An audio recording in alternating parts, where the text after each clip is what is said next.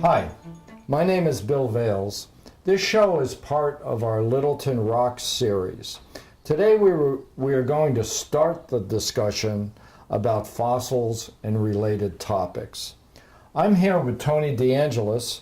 Tony is a lifelong student of geology, minerals, paleontology, and many other science-related topics. Tony, welcome. Thank you. It's a pleasure to be here. It's great to have you. We've had you on before for fluorescent minerals and elements, very well-received shows.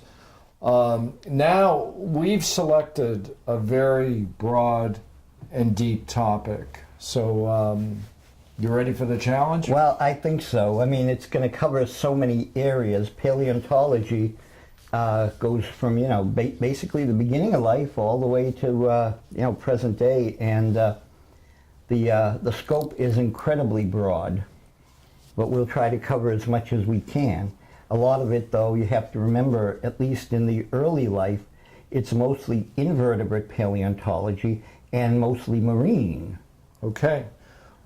Well, Tony, most people, when you think of fossils, you think of Jurassic Park. Right. Okay. You get stuff like this. They think of the dinosaur fossils that are, in some museums, as well as the dinosaur, sculptures and stuff. And that's a viable part of it, but it's only a very small segment. Yeah. In fact, this would be fairly recent in terms of geologic time when we look at the T-Rex. I mean, exactly. 70 million years, or give or take. A mere blink of the eye, geologically. That's right, yes.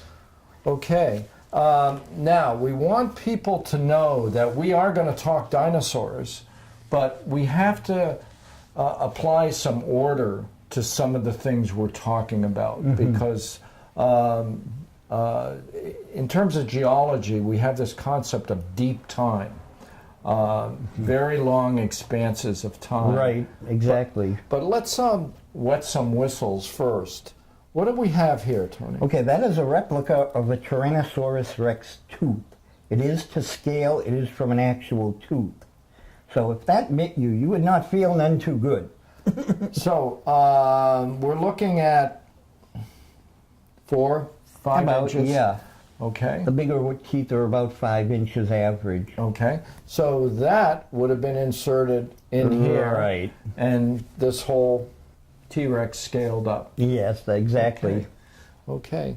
Another object that we have here is and this too is a cast, a Velociraptor Claw.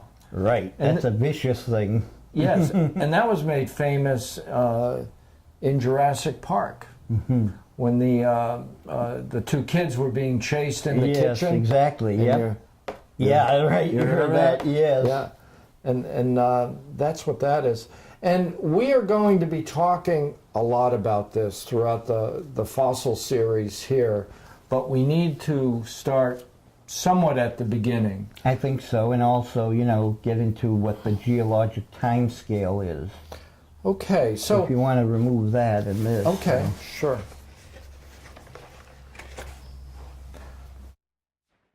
Okay.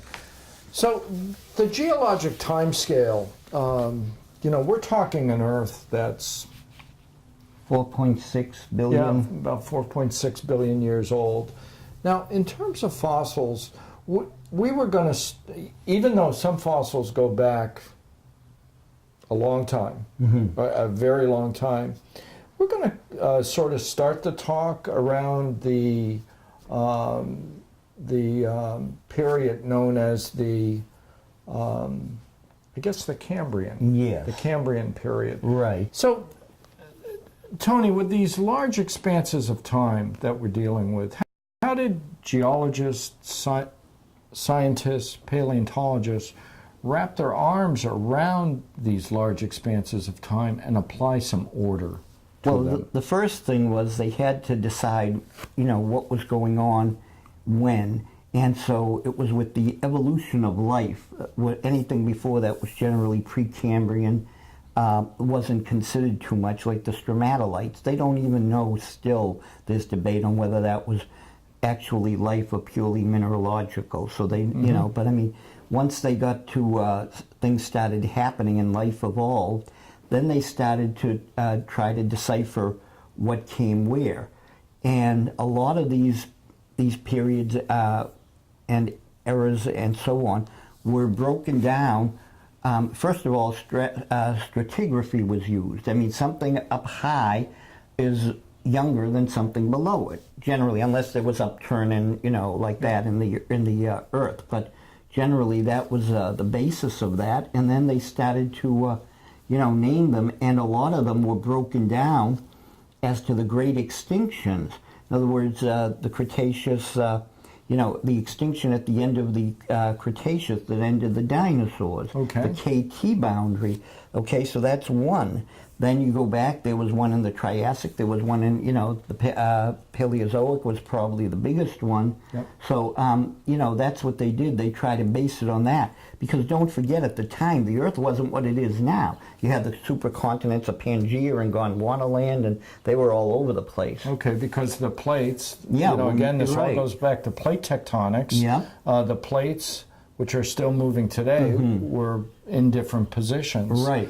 Now, some of these names, Cambrian, Ordovician, Silurian, where do the names come from? A lot of times the names were based on where the fossils that they were excavating were found. I think Cambria was in England, if I remember right. Okay. So a lot of these were named after the different places they were found. Like the Carboniferous Period, the Coal Age, is broken down into the Mississippian and Pennsylvanian. And that's because of Pennsylvania with their big coal deposits, and they found a lot of plant fossils there. And then in Mississippi, the same thing. Okay, and that would be a North American slant Right. to where fossils Yeah, but they were could go found. for any of these places. I'm not sure about the Ordovician, what the genesis of that name is, but now they're pretty well cut in stone with the time, so to speak. But you go to the super detailed geology books, and you'll get a period like, say, the Devonian, and you'll find it subdivided into 20 or 30, Yes. smaller subdivisions. But we look at it as, in general paleontology, as the time between this and this, the extinction occurred. So that gives you a starting point and basically an end point. Yeah. Okay. So for instance, when you say Jurassic, Jurassic is a period, Right. and it's actually a period in the Mesozoic Era. That's correct. So Mesozoic is a larger slice of time, and then Jurassic is within the Mesozoic, and Jurassic would be further divided into stages, I think is one term right. I've heard, because even the Jurassic, you're talking Oh, many yeah. tens of millions of Yes, years. right. So, And, when you look at the eras, they're way too big. I mean, the Mesozoic, you got the Cretaceous, Jurassic, and going as far back as the Triassic. So they're vast amounts of time, Right. and, as we look at time. So it makes sense that the stratigraphy helps put together the pieces, the order, the relative order Right. of the eras. And within the eras, you can then put together periods within the eras. And then you can further go down into epochs, which we're not going to go down that far right now, but it continually has a gradation Yes. of time to get finer, finer. Okay, that's great. So now there's always, when I was learning it, it was very confusing. But it's only confusing when you're learning it. That's correct. It feels like second nature now, to a degree, understanding these. Oh, sure, right. These orders of things. Okay, so you said that in between some of these periods of times there were big events like extinction events, and one of the big events was the Permian. Yeah, that was probably the biggest in terms of the amount of life lost, and we're talking across. Well, most of it was still marine, but even so, you're talking vast amounts. Like 90% of everything that existed died out then. That was the most massive of them, but there were like 5 great extinction events, and each one, like everybody is familiar now because of all the hubbub about the extinction of the dinosaurs. Yes. Some 65 million years ago, and that was one. But as I say, that was still minor compared to the one at the end of the Permian. Yeah. Well, let's go back almost to the beginning, not quite to the beginning, but we had the Cambrian. Right. Okay, and there was a so-called Cambrian Explosion. Yeah. Now that was life. Yeah, that was the big event, because before that, most everything was unicellular. Even if they were big aggregates of them, they were still like single-celled animals. Okay. Now, how many years back are we talking? We're talking 550 million, or plus or minus. Okay. So there's still more life before that period. Oh yeah. More Earth history, I should primitive, say, right. before that time. But we're starting at the Cambrian, which is right at the start of the Paleozoic Era. Right. And that's when life started to really take a turn in diversification, and then you had multicellular creatures being, coming along. Now, there were a few, and before, in the Precambrian time, late Precambrian, right before the Cambrian era, but they were primitive, and a lot of them were soft-bodied, jellyfish and stuff. Some of them were found in the Burgess shales, and which is a story in and of itself. Yes. But I mean, the big thing started with the beginning of the Cambrian, and one of the best, one of the things that came out the most, and one of the most successful creatures to ever live, were the Trilobites. The Trilobites. Yeah. And those started about when? About the very beginning of the Cambrian, some of them go back to, and they were the first really successful multicellular animals. Okay. They were marine arthropods. They crawled along the bottom of the sea, eating little detritus and stuff. They were basically a bug, and they had a lot of little legs, which you don't see on any of the fossils, but they scurried along the bottom, and they developed into, there's like, I forget how many families, but like 20,000 species. Yeah, I had read that, about 20,000 different species. Yeah. Do you have, by chance, any Trilobites? Oh, I have many, many. One that I'd like to show you here, this is an Angelis. The reason I picked this one to show you first is this one was one of the earliest. This is the very early Cambrian. Okay, Angelis. Angelis Okay. is the genus. Yep, and it's this is one of the real early ones. Okay. So it's that, and I have a zacanthoid somewhere, but I'd have to dig it out, which I will do a little later. But those are the earliest of the trilobites. Okay. And that represents different things, but their morphology continuously changed because as other life evolved, there were predators and stuff. Yes. So you get some that evolved harder shells, some that had spines all over, as you can see on some of the posters, the exotic trilobites. Some of them had very strange appearances. So these were considered invertebrates? Yes, invertebrates. In the invertebrates. Yep, lived in marine, the shallow seas. Yeah. And most of the seas then, it seemed, were shallow and warm, and that's where these things lived. Yeah. And, into they continued to evolve, and they hit their zenith, really, in the Ordovician period, is where they hit their zenith, and throughout many of those, they lasted quite a long time. Okay, so after the Cambrian, we went to the Ordovician period. Okay. What do you have here, Tony? Okay, this is what's called a mortality plate. It's a large group of Phacops rana trilobites that all succumb to something. and perished together. And usually you don't find that much, you know, it clumped together, but this one was an exceptional one.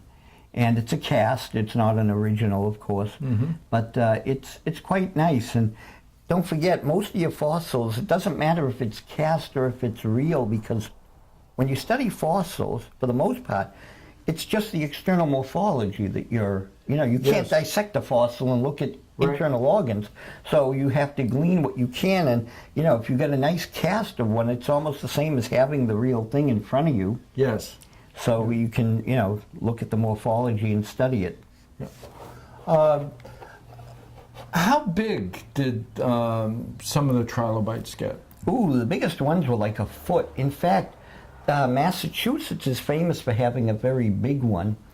There's one at the Museum of Science, and I don't know if it's that one or if it's another one, but when they were digging out, I guess in Braintree, they were digging out dry docks for ships before, you know, one of the wars, I think early on. And when they were blasting, they found a really big trilobite in the rock there, one of the biggest, and it was like almost a foot long. So some of these got big, but most of them were small and, you know, a ½ inch to an inch in size. And but like I said, the sheer number is staggering. In the different ones, like I have this one. Okay. This is middle Ordovician, and this particular species, Sauroris, but this is almost like seabed. There's some bryozoans and other stuff there. But this is not a cast. This is the real thing. This is limestone, the real thing. Yep. In limestone. Okay. And there's a number of, what species are these? Those are Sauroris pleuroxanthemus. Okay. Now, I'm seeing some other items in here. What's going on? Well, a lot of that, don't forget, this is a piece of seabed. So anything that was on this particular bedding lane, which might be sponges, it could be brittle starfish, bryozoans, crinoids there's part of a crinoid up there. And so those were found together basically in a lot of these. That's why I have stuff like this one, which has, this is an Ordovician, and this one here is more like what I was mentioning, graveyard. It has a whole lot of different stuff in it, which mostly crinoids, but it does have some other things. Okay, so this, when you're talking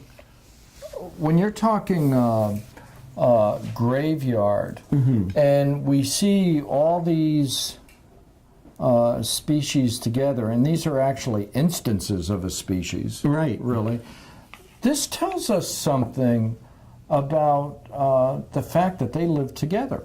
Well, yeah, they lived together, and there was during the Cambrian Explosion, Cambrian, it was really that. The proliferation of everything was tremendous.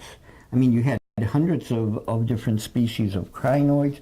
You had all sorts of fossils that, all the trilobites started expanding and so on. So it was really a pretty amazing thing for the, as far as the species were concerned. Now, with the oceans, the warm ocean seas, with all this life, as the life died, it rains down on the seabed, right, building up the strata in a horizontal fashion, and that tells us something about this relative ordering of time, because what's down here is older. Yeah, and that's where the idea of index fossils comes in. When you have a fossil plate and you look at it, like say this one with an Olenellus in it, okay, the Olenellus is very old. Now, to be an index fossil, there's two types, first of all. One index fossil is used as to help make order out of chaos. But the other type of index fossil is when you're looking for certain things, like, for instance, Foraminifera. They are studied because some of them, I had a professor who worked in the oil industry, and he was a foram expert, and I said, what do you do? And he says, they check the foraminifera from the cores. Some of those are indications that there's nothing going on. Others are indications that there's petroleum nearby. Yes. So that's part of it. But so that's one type of index fossil. But the other type is, like I said, to make order out of chaos. So what the fossil has to be is widespread, okay, hopefully across continents, and basically not too long-lived as a species. You know, I mean, 20, 30 million years is okay. But this way it gives them a frame to fit it in. So now we know Angelis is early Cambrian. So you take that and you put it there. Now any place you find rock with an Angelis, you know you got early Cambrian. Okay, you go down to a later one. I mean, one like the Saurorus, well, that's Ordovician, mid-Ordovician. So if you find a bunch of Saurorus around, you know where you are more or less in the stratigraphic record. So they started plotting all of these things and got to a fairly sophisticated idea of where and when all of these things lived. Yeah, and that requires correlation. The wider the correlation, the more information you have. Oh, definitely. If you can correlate from around the world, that provides more information. Definitely. So the trilobite, certain species of trilobite are an index fossil. Oh, definitely, yes. Okay. And you mentioned foraminifera, and I happen to have some foraminifera here from a field project that I worked on at the Isles of Shoals. That's terrific. And we went out into the Gulf of Maine from the Isles of Shoals, and we were dropping cores off the back of a boat. And the cores would come up, and they were about a 6-foot core and maybe 3.5 inches wide, diameter rather. And you'd let them, you'd push them out of the core, and you always have to remember which end is up. Yes, I know, right. Okay, that's right. And you'd let them dry and bake, and then you would cut them up, okay, and put them in a sieve, and you'd have gradations of sieves, right, and then you'd start driving yourself crazy, pulling out these little foraminifera, which, as you can see, are tiny. Yes, they are. That's one of the things I wanted to mention. Part of the thing with fossils is a lot of them are very small, and so you have to have some instrumentation really on a lot of things, and some of them is like this is called a third hand jig, and they use it for electronics and stuff, but it has a nice magnifier. Now it's not very big, but it's like 2.5 power. So it would give you a little bit of magnification. This is I'd use for graveyard stuff like this. But if you want closer examination, of course, you have the eye loops, 10 power, 14, 20 power. But these, again, when you start using this, you have to have it very close to your eye. And beyond this, I would say 10 or 14 power is okay. The 20 is not really useful. It's too small a field of view and stuff. So from that, you would go to the microscope. And this is a stereo microscopes like this are generally low power. They go from anywhere from 10 to maybe, well, I've seen them as high as 80 power. And, various knobs that you can adjust the power. And you also need a light. I got a fiber optic light source.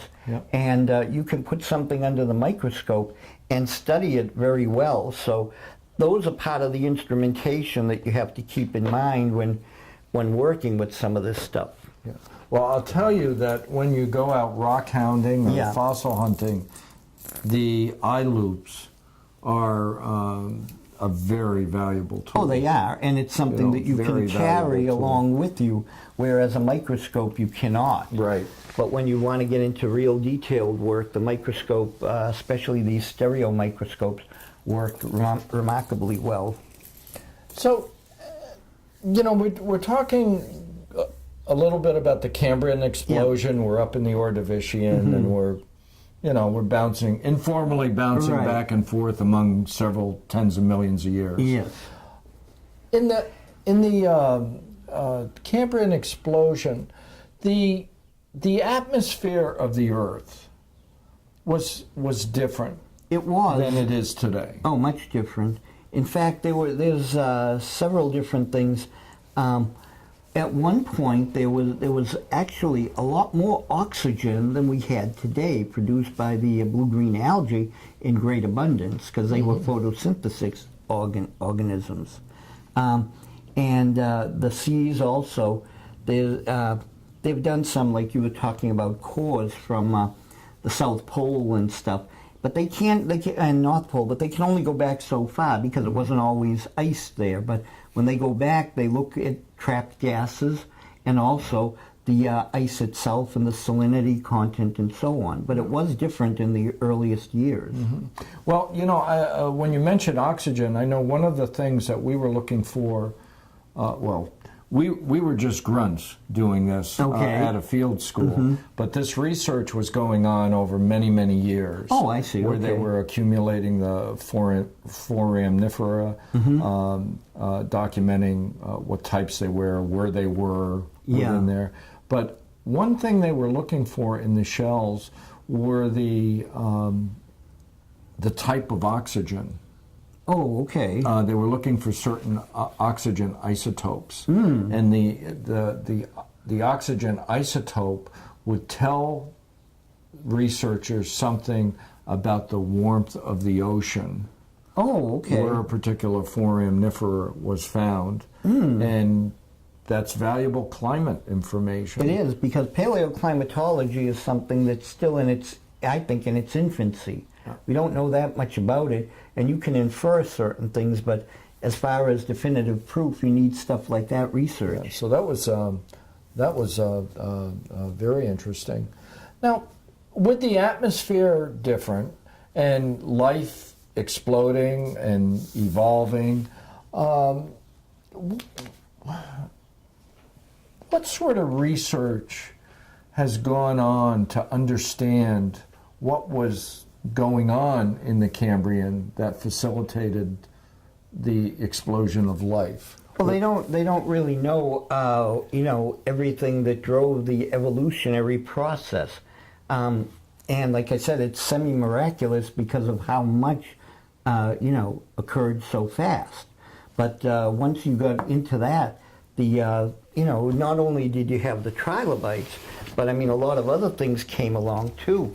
One of them being the crinoids. They were a large family of, and I'll try to get this over to you. Okay. And you can see some of the many things now that they hit their stride in the Ordovician and Silurian, and they were very prolific. And people think that these things that look like a plant were plants, but no, these were marine animals. Marine animals. Yep. What are the names of some of these? For instance, what's this name? That's Arthroacantha punctobrachiata. And they have really weird names. Could I names. have that one more time, please? Arthroacantha punctobrachiata. So, it's very impressed. Yeah, not easy to remember. And I think this is a Microcranus mundellus. Okay, just hold it up there. Yep. Yeah. And these are animals that lived in the oceans, seas. Right. And they use their feathery arms to trap little bits of either animal life or plant life and fed on that. But they were actually animals, although they had a root system here similar to what you'd see in a plant. okay, so this is the root system. Right. And that would anchor them to the rocks. And this would anchor that. So these actually appeared that way. Exactly, on yes, on the seabed. Yeah. I see. Okay. And those were very prolific. There were many, many, many countless species of crinoids as well. And a lot of times, I'll be able to show you some when I pull it out, the graveyard stuff, and this is part of one, is just full. This actually has some complete ones, but a lot of times you'll see just graveyard, which is nothing but fragments of crinoids in great abundance. When you and I were researching our subject matter and trying to wrap our arms around the subject matter. You had mentioned to me chemosynthesis. Oh yeah, that's a theory that goes back not all that long. And what it was they were doing was they started some deep sea exploration with robot subs, and they were checking around volcanic vents. Now the temperature there is extreme, very hot, and there's all kinds of sulfurous gases and stuff emitted from these vents. And so they figured nothing could live down there. Well, strangely enough, they found a profusion of life around these vents.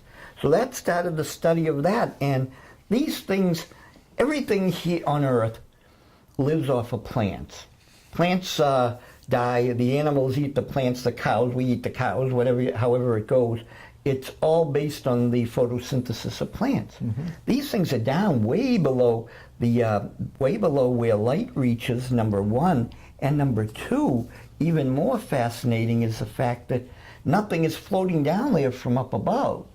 So they're not filter feeders or anything like that. They are living off the chemicals coming out of those vents and those incredibly hot water. So they're deriving their nutrients from the chemicals, and they're thinking that maybe, and again it's a big maybe, life might have actually originated with this type of thing, because now there's these giant tube worms and all sorts of other stuff around them, but way back in the, when they were considering how life started, beyond the hot soup experiment, which we can talk about, they were, considering now maybe the earliest and most primitive life was chemically based around these vents. When I was at the Isles of Shoals, I went to a talk by a Ruth Turner. She was her life was mollusks. Oh wow! In terms of her field of study, and she went down to one of these vents on the deep sea sub Alvin. Oh wow, that is awesome. Okay, and she didn't know what to expect to see down there because of the temperatures, and the film and information she found was that the amount of life down there was expansive. There was a lot of life, and the size of some of the mollusks giant. They were giant. They were giant. Despite the fact that the temperatures were incredibly hot, and because pressure too down there, high pressure. You have she was down the mid-Atlantic ridge. Oh, okay. So that would have been what ran from Iceland. Yeah, all the way. Okay, all the way down, and that was amazing to hear her tales at that time. And she taught awesome. at Harvard University. So. Oh wow. Well, just a quick thing here. This I wanted to show you because we were talking about crinoids. This is a piece of a slab of crinoidal limestone, which is entirely composed of crinoid stems and cementation between them. So it shows you how much was on the seabed. I mean, it's better to see the graveyard pieces, but that's just showing solid limestone that's composed of crinoids. Right. Well, I know people that would look at this, and many lay people would say, "Oh, that's a nice piece of granite that I'd like to have on my granite countertop." But in fact, this is limestone, and it's all crinoid. So let's get one of your crinoid. Okay, so it's all these. Yep. Mostly stems and stuff, because that's the hottest part of the crinoid that remains, but that's crinoidal limestone. Wow. So it's kind of an interesting thing. When you go, this is great. The further you go into this, the more amazing it is.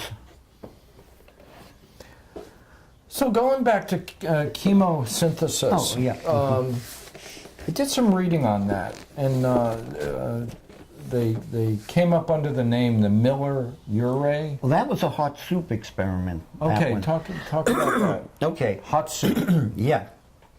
They were thinking about the origins of life, And even though paleoclimatology wasn't in full vigor, they could glean enough, and they thought that the atmosphere at the time of the beginning of life was high in methane, hydrogen, and like that. So they started putting that together with the seawater, with the chemicals of sulfur and some other stuff to approximate what they thought the proper salinity would be. And then taking it a step further, they were trying to see what would happen. And one of the things they did was used a lot of high voltage discharges, like lightning, to simulate that in the experiment. And over many years they found, because that was proposed years earlier, but they found in their experiment that they were getting amino acids to form, which are the precursor of life. So if you have amino acids, you know, I mean, it may be that they would never ever achieve life, but they were getting close. So that's where the you know, the division comes. I mean, there's the people who say, if they're religious, it was the finger of God produced life. Other people will say, well, it was evolved through this combination of chemicals and that like that. And then others that say, well, it was, but it was deep sea chemosynthesis. So there's a lot of different ideas, and no one has the absolute answer. Now, one of the things that I was reading about, the Miller-Urey experiments, we're talking some pretty smart people there. I mean, definitely. These weren't quacks. Urey was a Nobel Prize winner that did a lot of research in isotope separation, instrumental in the Manhattan Project and other things. And I was reading that as recently as 2005, more amino acids have been found in the soup that they still have. So that lends some credence, I think, to... Oh, definitely. I mean, you know, no one can say for certain. Maybe that hot soup baking over 20 years or 20 millennia, you know, might have eventually, the amino acids combine and formed a primitive type of life. So well, yeah, it's an amazing thing they did. This just scratched the surface. Oh, just barely. Okay, just barely. So at this point, we're gonna wrap up our material right here, and get ready for another. But I'm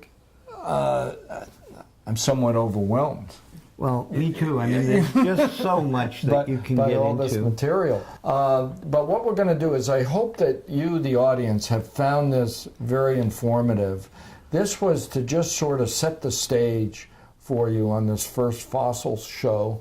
And I think next time what we need to do is pick it up in probably the Carboniferous Okay, period. That's very good. Yeah, that's a good place to start. So Tony, thank you so much for this first show. You're very welcome. Don't go far. Okay. Thank you.